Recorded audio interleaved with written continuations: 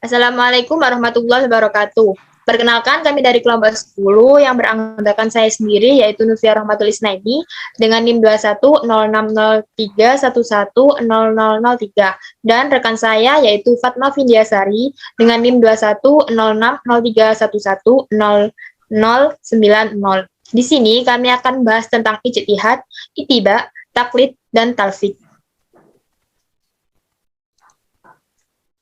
Next.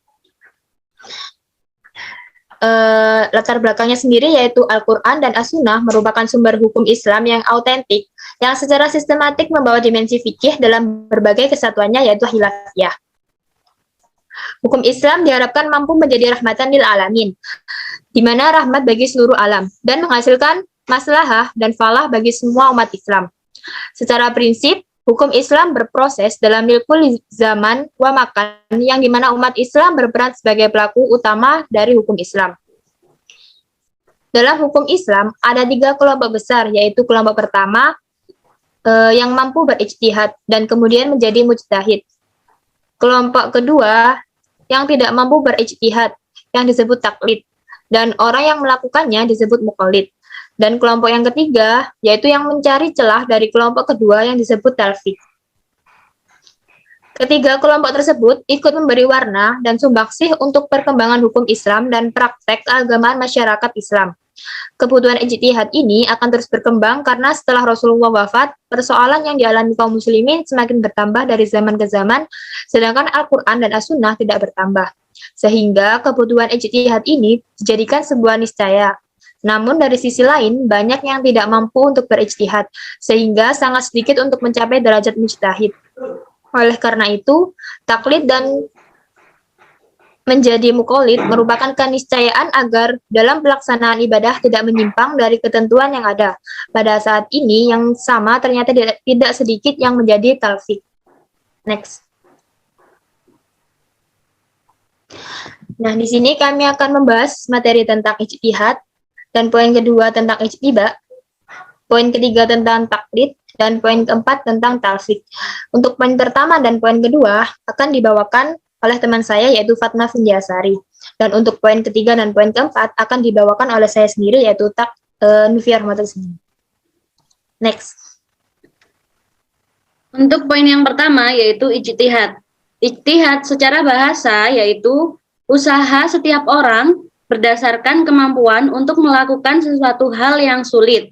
Sedangkan ijtihad menurut istilah hukum Islam yaitu memutuskan suatu perkara yang tidak dibahas dalam Al-Quran maupun hadis dengan menggunakan akal sehat dan juga pemikiran yang matang.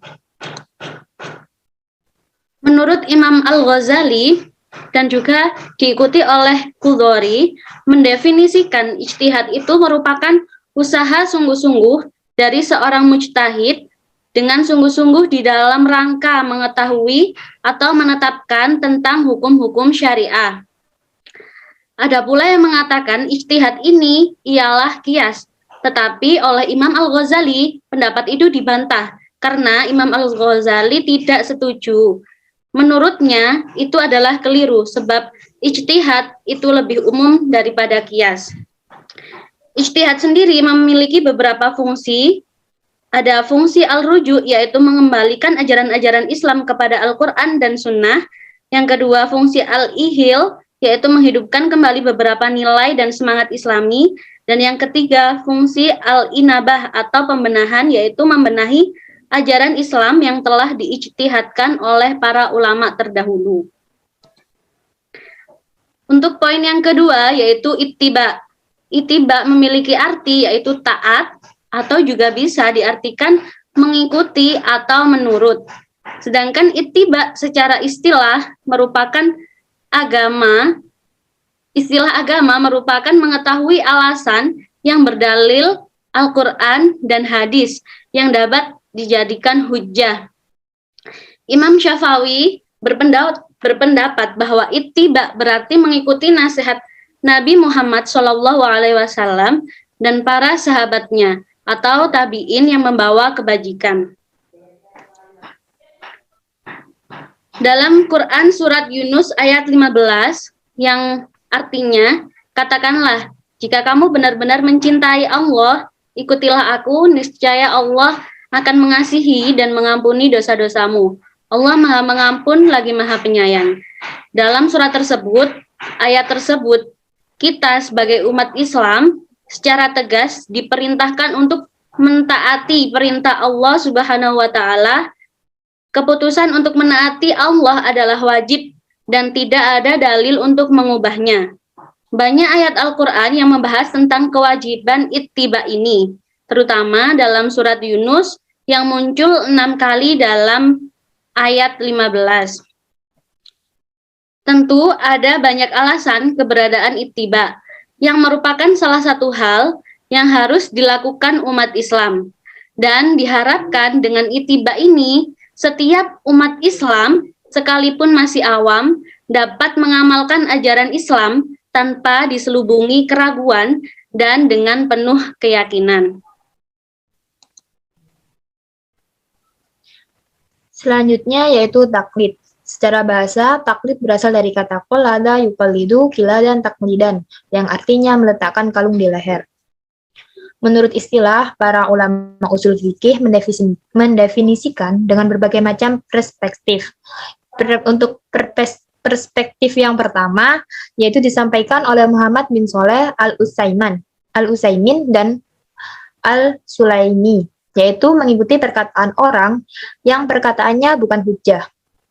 Selanjutnya yaitu perspektif yang kedua yang disampaikan oleh Abdul Hamid Hakim bahwa taklid adalah menerima pendapat seseorang, sedangkan engkau tidak tahu dari mana pendapat itu diambil.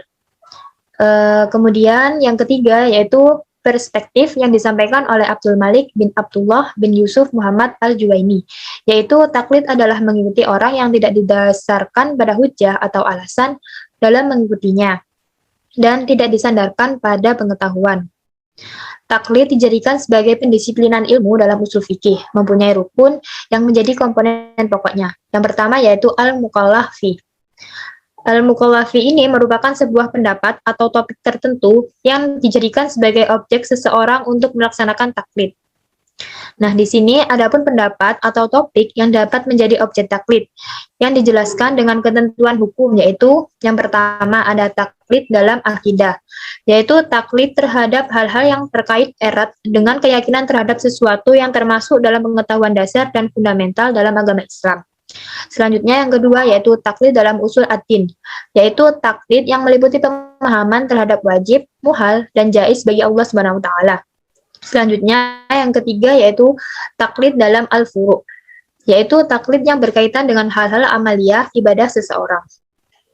Yang kedua yaitu al-muqallad. Al-muqallad ini merupakan seseorang yang pendapat atau pola pikirnya dijadikan pegangan atau pedoman oleh orang lain. Selanjutnya yang ketiga yaitu al-muqallid. Al-muqallid yaitu seseorang yang mengikuti pendapat orang lain. Next.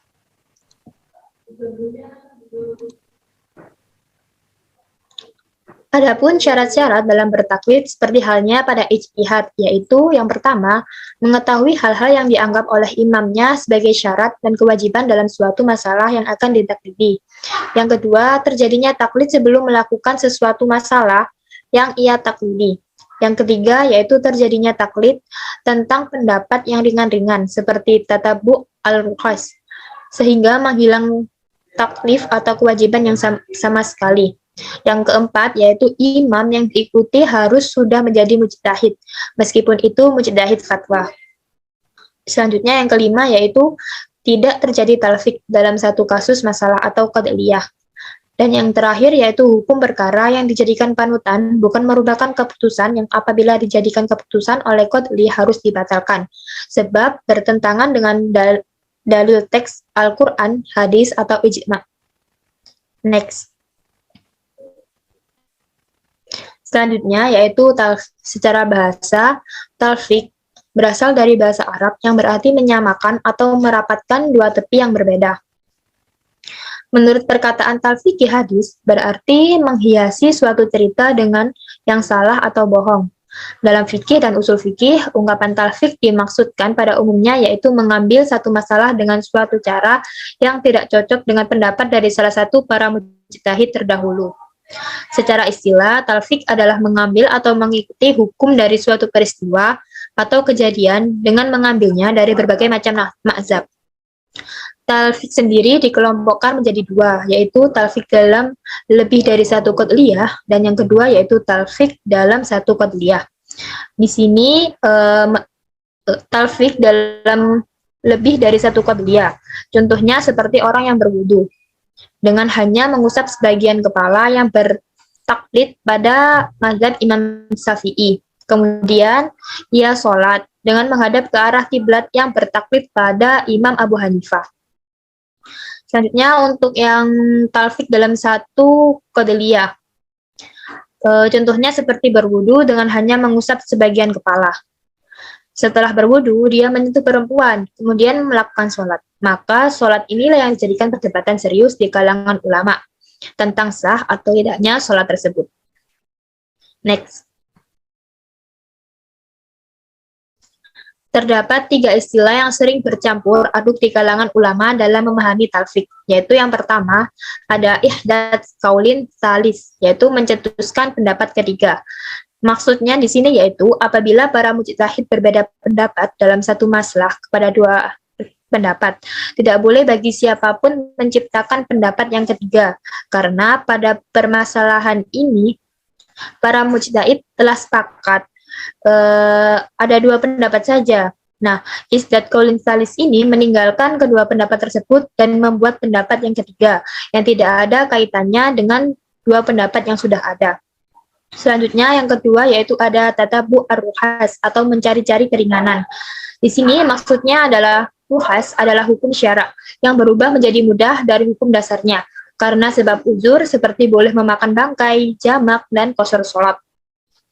Yang ketiga atau yang terakhir yaitu ada kalanya talfik berdekatan dengan tatabu ruhas apabila dilakukan dengan mencari-cari kemudahan dari beberapa pendapat ulama yang berbeda.